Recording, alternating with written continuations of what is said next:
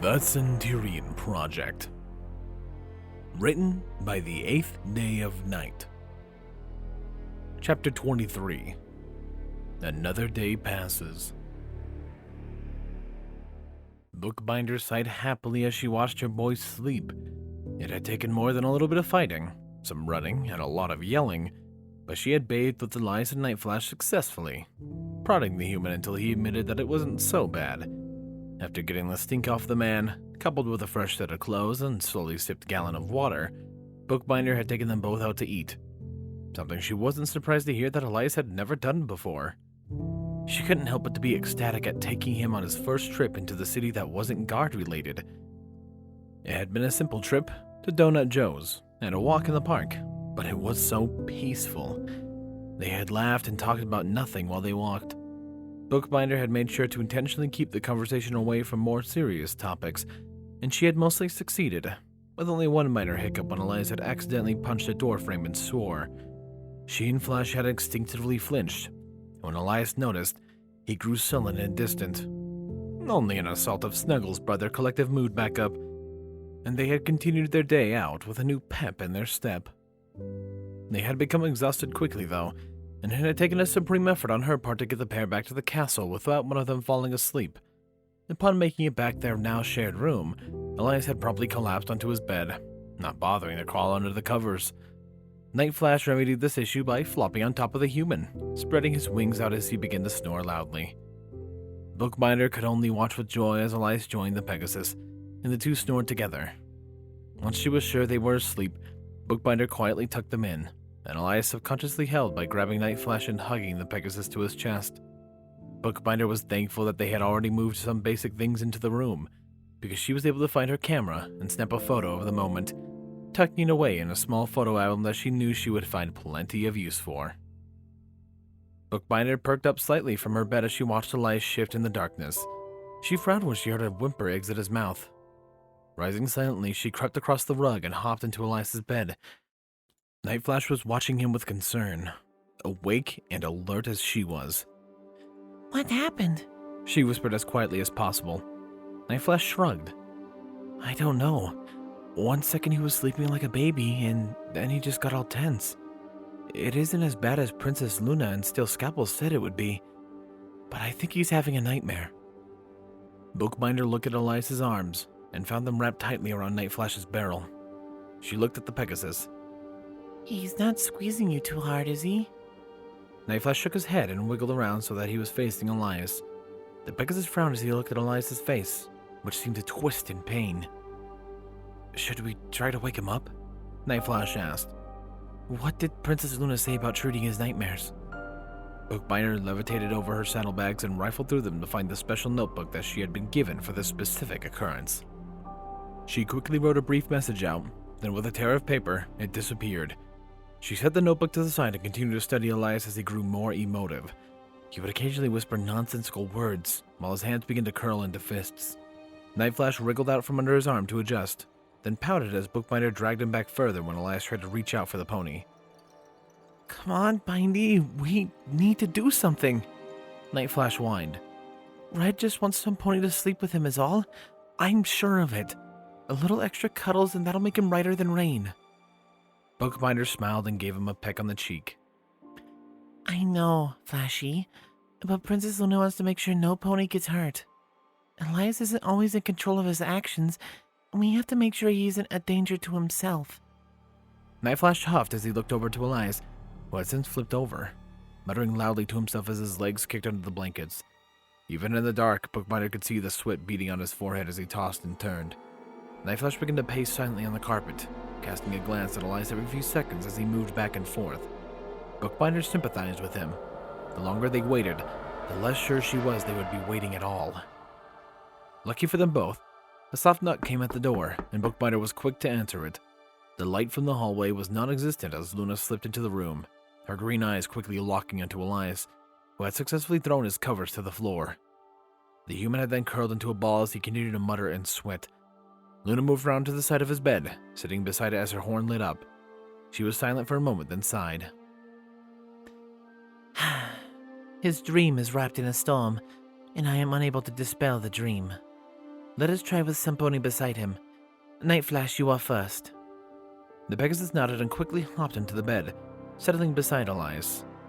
The human had his arms back around the pony almost instantly, sighing softly as his arms pulled Flash close to his chest. Night Flash smiled and rubbed against Elias' chest, keeping his eyes open as he waited for Luna's feedback. The princess tried to enter his dream again, Poseidon shook his head. It is eternally less turbulent, that much I can tell, but it has not ceased, nor has the storm lessened. Bookbinder, I would like to try you next. Perhaps he requires the touch of his mother. Night Flash sighed, giving Elias one last nuzzle before he began to move away. Before he could wriggle free, Elias growled, and his arms quickly pushed the Pegasus off the bed. Night Flash yelped in surprise as he hit the floor, and Luna's frown deepened. The storm has worsened. Something is wrong. I shall try to press in. Do not disturb me no matter what happens. She then closed her eyes and her horn charged a brighter blue. Elias began to writhe as if he was in immense pain, which surprised Bookbinder. He always seemed so calm when he got hurt, shaking injuries off like they were nothing, no matter how severe. Now though, he looked like he was in agony. The muttering became louder and louder until he was shrieking at the top of his lungs. His tunic was soaked clean through as he fought enemies only he could see, and Night Flash whimpered slightly as he crawled away from the bed, sitting at Bookbinder's side as he watched Elias writhe and howl. Come on, Red. Come back to us, he whispered softly. Bookbinder wrapped a hoof around him and pulled him close as they watched in horrified silence as Elias continued to scream while Luna sat in silence. Her face held intense focus as magic poured from her horn. Though it was only minutes, it felt like hours before Elias began to grow still. Luna sighed deeply as her horn felt dark and she rose. Another failure, I'm afraid. I am no closer to understanding what tortures him, nor why he suddenly began reacting negatively to intimate contact. It is most strange, and I wish to see how he reacts with Bookbinder. We shall repeat this experiment the next time he has a terror. But for now, I have subdued his mind. He should sleep through the night. As if the existing for the spite of others, Elias began to stir. His head poked up and his arms seemed to drift lazily across his bed. What surprised Bookbinder is that his eyes seemed different as they opened and searched around the room. The blue seemed lacking, as if something wasn't there. It shook her when his voice matched the feeling, sounding as if years had been stripped away. Hello? He called weakly. Is somebody there? The three ponies were all frozen. They merely stared at Elias as his eyes seemed to pass over them without noticing their presence. The human whimpered and curled into a ball as he began to shiver violently, and his next words broke Bookbinder's heart in two. Mom, he called out softly. I can't see you. Are you still there? Nobody dared to breathe, which seemed to make Elias's reaction worse as he began to cry. Mom, he said, his voice louder and more desperate. Mom, please. You're scaring me. Bookbinder realized that she could see it, and it was in fact the thing she had seen missing from his eyes. No matter what happened, under all of the pain, desperation, and anger, Elias, her Elias, was always so confident. His every action was guided by something that only he knew, but was guided nonetheless.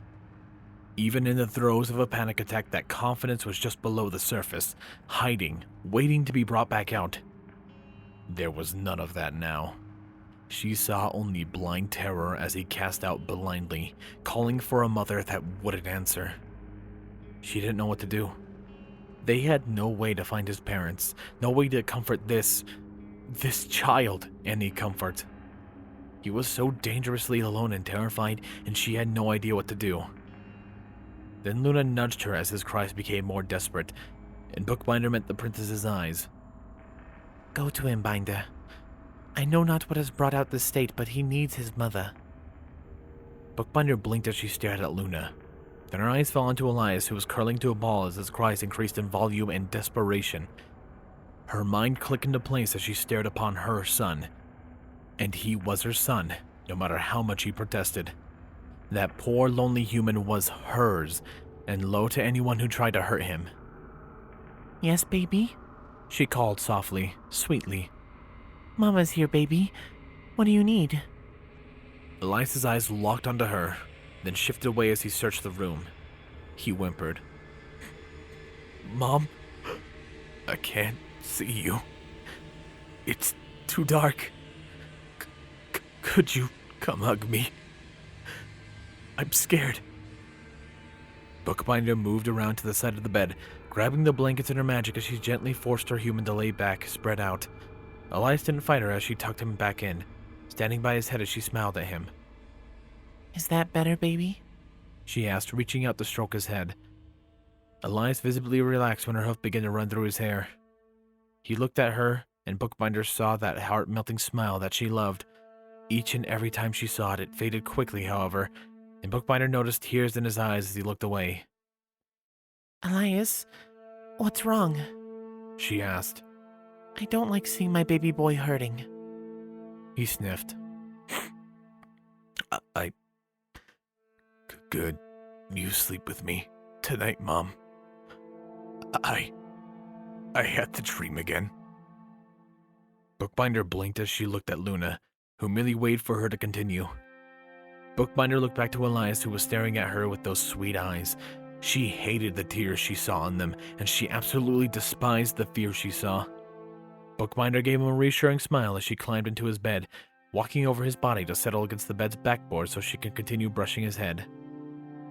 Would you like to tell me what your dream was about, Elias? Saying out loud might make you feel better. Elias tensed for a moment, and Bookbinder feared that she had overstepped. She didn't pull away, though, just continued brushing his head with her silent support. The human relaxed, staring silently at the wall for a moment. Are you sure? He asked quietly. It was really bad this time. Bookbinder nodded. I want to hear it, Elias, but if you don't want to talk about it, then don't. I will be here anyway. Elias sniffled and he shifted slightly. Bookbinder smiled when he pressed against her more.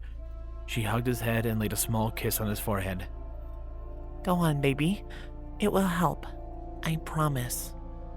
He sniffled again, but he started to speak, his words coming in stutters as he began to cry softly again. It was the one where everyone died, Mom. You, Dad, Donna, Sarah, and I. He sobbed. Mom, it was just me left. There was so much blood, and I... Shh, Bookbinder said, giving him another hug. Keep going, baby. You can do it. Then you were back, Elias said as he was trying to prove his words. But then he came, and you said you didn't want me anymore. He whimpered. And I was alone, and no one would help me, and I was so scared. Elias flipped over suddenly, grabbing Bookbinder and pulling her tight against his chest. Please don't leave me, Mom. I don't want to be alone anymore. Bookbinder let out a squeak of shock, but then she realized that he was just trying to cling to her. She relaxed, petting his chest as he nuzzled against his chin. It's okay, baby boy, she said softly. Mama isn't going anywhere. She wriggled out of his grip and curled around his head, guiding his hand to her chest with a hoof while the other hoof stroked his hair. I'm never going to let you be alone again, Elias. Never, ever. All right? Elias nodded sleepily, and his eyes drifted close. Thanks, Mama. I love you. Bookbinder felt her heart melt as she laid her head on top of his. I love you too, baby. She waited until he had fallen back asleep before she cracked her eyes open. Luna was writing furiously on a series of scrolls, sending them away with her magic as she finished each observation. Night Flash was standing next to her, staring silently at Bookbinder. She motioned for him to join her in bed, but he didn't, sniffling softly as he turned away. Bookbinder frowned. Flashy, what's wrong? You love to cuddle with Elias. He shook his head and his ears flattened. He doesn't like me, Bindy. Not like he likes you. I don't think he wants me as his dad. Nay, God's pony, Nightflash. I do not believe that is the case. Luna replied with a frown. Letters started to appear as fast as she set them off. She read each one with eyes as she continued to write with the other. The doctors I have hired seem to believe that much of his emotional trauma is grounded with whatever happened to his biological family. It has been a piece we have been missing for weeks, and only recently have the full implications come to light, including what has happened this night.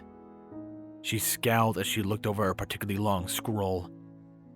It seems to be a common theory that his family died in a horrific manner.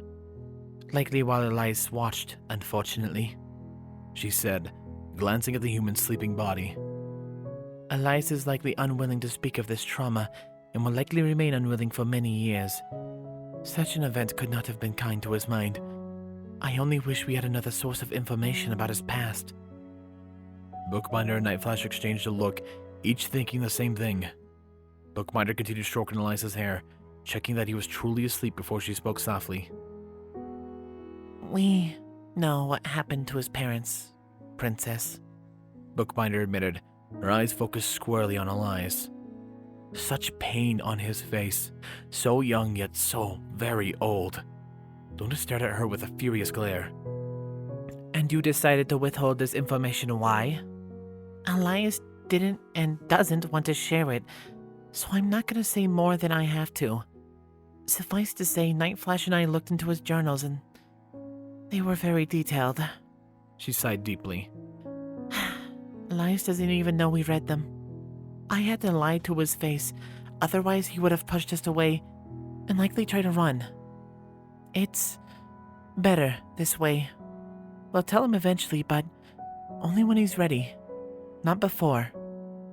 Luna growled. God's pony, you will turn these journals immediately. They could contain valuable information that could mend Elias's mind. Is that not the ultimate goal here? To help this man find peace? Bookbinder smiled. It is, but he'll never find peace if we force it on him. He'll fight. It's what my baby does. She looked sadly to Luna. I'm sorry, Princess, but I won't be turning over anything. I'll tell you what happened to Elias's family, but nothing else. The rest you will have to learn from him when he decides to share it with you. Luna's eyes glinted dangerously, flicking like lightning to Nightflash for a second before they settled back to Bookbinder. God's pony, you would dare disobey a direct order from your princess. I could have you punished for such treason. Bookbinder was only mildly surprised when Nightflash leaped onto the bed, turning heel and flaring his wings widely as he growled at Luna. That's enough, Princess, he said, his demeanor serious as he faced off with the alicorn. That's my family you're talking about, and if you want to get at them, you'll go through me. For a moment, Luna looked like she would actually attack the Pegasus. Then her serious demeanor disappeared as she levitated Nightflash into the air with a smile. She dropped Nightflash next to Bookbinder, grinning wildly as she plopped him down. Well said, God's pony, Luna proclaimed with a loud whisper. A better father there cannot be, standing up against an alicorn as you have. Nightflash looked at her with confusion, and when he seemed to lock into place, Bookbinder rolled her eyes, dragging him off his hooves to rest against Elias's chest. Once more, the human immediately found the pony and dragged him close, sighing softly as he relaxed further. Nightflash smiled up to the human, his looks of confusion replaced by a drowsy, but happy, look. When the human made no further move to adjust, Nightflash closed his eyes to drift away into slumber. Bookbinder snorted in exasperation as her boys slept once more. She looked to Luna, who was smiling at them. A good family, I think, Luna said. You have chosen your mate and child well, Bookbinder. The unicorn smiled. Thank you, Princess. Things are slowly coming together. She sighed deeply. I can only hope to be as good as his real mother, though. He thought the world of her. It makes it especially tragic how she died. How his family died, really. Luna matched her sigh. Bookbinder, you do not have to speak of this if you do not wish to. My words were merely to provoke Nightflash to make him realize that he is every bit the capable father that Elias needs. I do not wish to pry into what is fast becoming a shared history. Bookbinder smiled. Thank you, Princess, but this is something that may be crucial to helping Elias recover. It hurts him. A lot. Even the later parts of his journals, years after it happened, show the signs that he's still thinking about her. She sighed. I wonder if I can ever live up to how she sees her. Bookbinder, Luna said softly. He would not have been comforted by your presence if he valued you as anything less than his mother. Though he may not admit it or vocalize it, maybe ever, he loves you deeply. Do not doubt his love. Bookbinder smiled as she stared at Eliza's sleeping face. I won't, Princess. He's my baby boy. I could never doubt him. She sighed sadly. What are the chances of him remembering what happened tonight? Slim to none, I'm afraid. Luna replied. It is likely that a dormant personality rose to the forefront when his primary personality couldn't handle the mental strain of the events of the past couple days. By morning he shall likely return to normal with no memory of tonight, maybe even as far as today. She let out a deep sigh. It has been a long one. Bookbinder nodded. Yes, it has. She agreed absently. It was fun, though. Once we got past the initial awkwardness, it felt like a regular family outing. Luna smiled at her. I'm glad to hear it. She bowed her head. I shall take my leave then. You need your rest as much as these two do. He killed them, you know. Bookbinder slid bluntly. Luna froze in the place, her green eyes cutting through the darkness. What? She asked, her voice sharp. His family, Bookbinder replied. Elias killed them. All of them. He was 13 years old and he was forced to kill his family. He didn't have a choice. Luna crept up the bed and sat down. I must hear how he did not have a choice. In what environment could you not have a choice for killing your family? Luna's frown was clearly visible in the dark as she stared at Elias, who pulled Nightflash just a bit closer. The Pegasus snorted into Elias's facial hair, and the human chuckled softly. Bookbinder ruffled Elias's hair, then looked at Luna with a sad smile. Please don't blame him for it, Princess. And please don't let it make you think that he's a monster. Because he isn't. Wasn't. Bookbinder sighed and shook her head. His journals are more than just his. For the first several hundred or so entries, Elias's family contributed. Not every entry, but in most of them. Little notes here and there to make him happy when he reread them. She shifted slightly. From what I read, Elias had a traumatic incident when he was even younger, but I shall leave that private. Needless to say, the journals were meant as therapy treatment for dealing with his trauma, and when his world ended, he began to ask his family to put in entries, as a way to cope with what I can only imagine was a horrible place. Bookbinder took a shaky breath as she stared at Elias, her poor, tortured boy. She would make it up to him. If it took everything she had, she would make his life just a little better. She wiped away a tear before continuing. I don't know what radiation poisoning is, and Elias spared the details. Probably because he was so young, but it was bad. He was the only one spared. Both sisters, both parents, even the family dog. All of them got so sick. And at 13, Elias had to care for them all. Bookbinder chuckled bitterly. He's my baby boy at 19, but he already had to grow up and act like an adult at 13. She wiped away a sniffle as she looked at Luna. What kind of world, Princess? What kind of world could be so cruel? Why couldn't Elias come here sooner that I could save him from that cruelty? Luna shook her head. I know not, Bookbinder, but he is here now. It is why I am trying so hard to help him, and why I am glad that he has found you. Bookbinder nodded. I'm glad too, She sighed.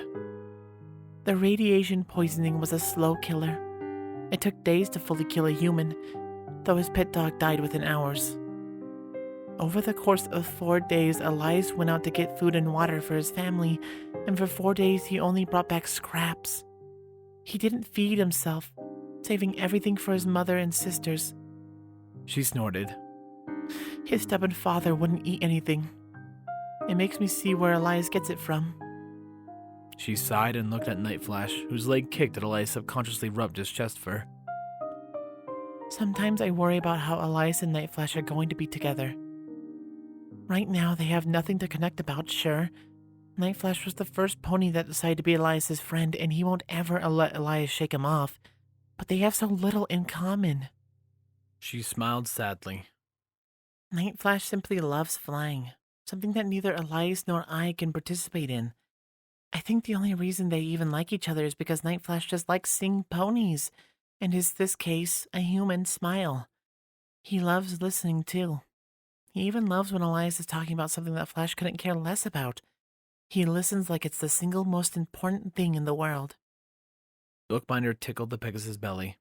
Night Flash giggled, and his wings swatted Elias' chest. The human frowned and pulled the pony closer, causing Night Flash to sigh happily as he rubbed against Elias' chin. Bookbinder continued as she watched the pair. I think they might have issues, but who knows? The real problem is having Night Flash as a father figure. Elias's father was abusive, on and off. It's why he's formed such a close relationship with his mother. She would always protect him and rock him to sleep when his dad flew off the handle. There's more than one journal about how Elias hated his father. Until the end, that is. Elias said he changed overnight, going from a deadbeat to a hero in an instant. Suddenly the beating stopped and his dad tried to teach Elias everything he would need to know to survive. Bookbinder parted a portion of Elias' hair, noting the small white scar that hid amongst the sea of red. She sighed and continued. Still, his dad was stubborn until he began spitting up blood. Then he asked Elias to kill him. Until I read his journal, I didn't know there was such a thing as a mercy killing. Bookbinder felt tears in her eyes as she rubbed her cheek against Elias. My poor baby, she said softly. She then looked to Luna. We live in paradise, Princess. We truly do. I didn't realize it until I read Elias's journals, but everything is perfect here. Even our darkest days don't compare to his worst. So much death, mercy killings, suicide, genocide, torture methods that could haunt dreams. She shuddered. Night Flash and I had to make sure to skip as many of those as possible, but humans sound like monsters on paper. If I never met Elias, I think they are the worst nightmare any pony could think up. I think I understand why he carries what he does, even if it hurts him so much to do so. Regardless of the horror, it is not safe for him, Luna said. He will need to share these things if he ever wishes to make peace with them. She looked at Elias for a moment before looking back to Bookbinder. Consider also, what if the journals you speak of are inaccurate? Could it be possible that Elias viewed his fellow humans through the lens of darkened by personal pain and suffering? Bookbinder shrugged. Maybe, but I doubt it. He has the scars, Princess. Some of the stories must be true, and this one is, because he did it. He used a gun, which killed his father in an instant. His older sisters begged for release next, so he killed them well in the same method. That left one, and the gun stopped working. So he had to kill her personally. Bookbinder whimpered softly as she tightened her grip on Elias's head. My poor baby. He loved that woman more than he loved life. It tore him up inside that she begged him for death. Elias shifted in his sleep so that his face was looking at Bookbinder. A small frown touched his lips, and Bookbinder leaned over to kiss his cheek gently, and the frown molded into a smile. Bookbinder nuzzled him softly, and she looked to Luna with tears in her eyes. And then she made it worse. She asked him to keep living. The only thing he wanted was to stay with them, but she pushed him away, made him walk on his own. It was the last lesson he received from his parents. If you want someone to live, you have to push them away. And at every low point in his life, Elias believed that he broke this rule. She sniffled. He's breaking it now. That's what he thinks, at least. He's waiting for us to die. And he's so scared every time he smiles because he thinks it's going to be the last time he shares with us. Luna frowned in thought as she stared at Elias. That is, while insightful, that is also absolutely horrifying. I can only imagine the rest of his adolescence is filled with similar stories. Bookbinder sighed. Worse, actually. His journals are a mess, but he kept a daily schedule of writing something in them. Her lip quivered as she looked at Luna. Princess, am I a bad pony if I know every bad thing Elias has done and don't care? Am I bad if I know he's done horrible things but I love him anyway? Luna tried to smile and reassure Bookbinder, but she found that she could not. Instead, she sighed and looked away. I'm afraid I am not the pony to ask, Bookbinder. A Celestia would be much better suited to answering that particular question. Bookbinder gasped. I'm sorry, Princess. I didn't mean... Luna held up a hoof. It is quite all right, Bookbinder. It is the reason I am trying so hard. After all of this time, I have found a kindred spirit and wish to see him made well as I was. She snorted. Unfortunately, I do not believe a simple blast from the elements of harmony will suffice to remedy the problem. Bookbinder nodded, silently in agreement. Then she noticed something odd. It wasn't particularly unusual to find a pony staring at Elias. He was an oddity, after all. But it was the way Luna was staring at the man. She couldn't quite place the look, but it felt familiar. Almost as if... Bookbinder gasped, and in her surprise she accidentally popped Elias on the head with her hoof. The man grunted and rolled over. Bookbinder let out a squeak as she suddenly found herself crushed under the combined weight of her human and her stallion. She faintly heard someone chuckling, then found herself suspended in the air after a brief teleportation spell. Bookbinder grinned sheepishly at Luna as the alicorn grinned at her curiously. Is this something you have noticed, Bookbinder? Bookbinder shook her head rapidly. Nope, She admittedly denied. not even a little. Luna frowned, then her eyes drifted back to Elias, who seemed to be searching for Bookbinder blindly. His face indicated his discomfort, and began to growl as his continued failure. Luna looked back to Bookbinder. Speak quickly your observation, God's pony. Your charge is beginning to notice your absence. Bookbinder whimpered as she looked between Elias and Luna. Then she sighed. Princess, I can't just say it flat out, or it will change. I don't want to ruin it just because I noticed. Luna frowned, setting Bookbinder down beside Elias. His hand quickly found the unicorn and dragged her towards his back. Bookbinder found her position around his head again, and the human snorted softly before falling still. Bookbinder tried to avoid Luna's gaze, but their eyes eventually locked, and Bookbinder sighed. Princess, just keep an open mind. I believe kindred spirits might be more on the nose than you think. Luna tilted her head slightly, but didn't respond. She looked at Elias for a moment, then rose. Good night, Bookbinder, She said as she moved towards the door. keep up your excellent work, and if there is anything I can do to help, do not be afraid to ask. Bookbinder nodded silently, prepared to curl up and fall asleep. She waited for a moment, however, remaining still as the door opened and shut behind the princess. Once the room was still, Bookbinder levitated over a small notebook that she had gotten to replace her old scribe log. She levitated over a quill as well, and cracking the cover open she wrote, using the light from her horn to see. Her idea was simple, but maybe it could have a big impact on the sleeping human beside her. Journal entry. Day 1. Hello, baby boy. The first thing I have to say is that I love you so much, and I will always be proud of you. You're sleeping beside me right now, and though you've had a minor setback, I know you'll get better. Never stop fighting, Elias, and never be afraid. The world can never beat you down badly enough that you can't rise again, and if it means anything to you, I'll always be right beside you, ready to help you if you stumble. Love, Bookbinder. Bookbinder smiled at her short entry, then levitated the journal back to her saddlebags. She would need to get up early to get the new notebook, but if she could fill at least one book of messages for her son, she would consider it a success. The unicorn snuggled up tightly behind Elias's back and sighed as she rested her chin on his shoulder, smiling as she let sleep take her. There we go.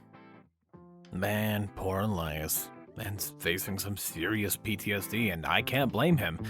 Imagine having to do that, and now you're in a magical pony world.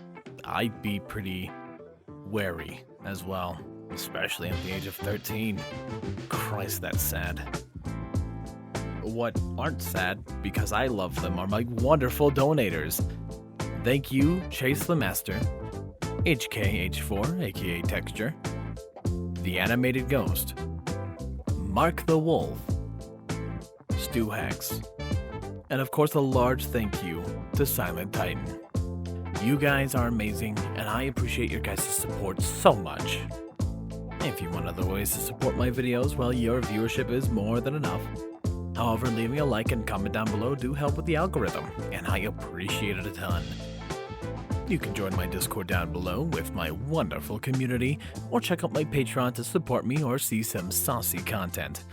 Anyways, this has been Firehearth. Have a wonderful day.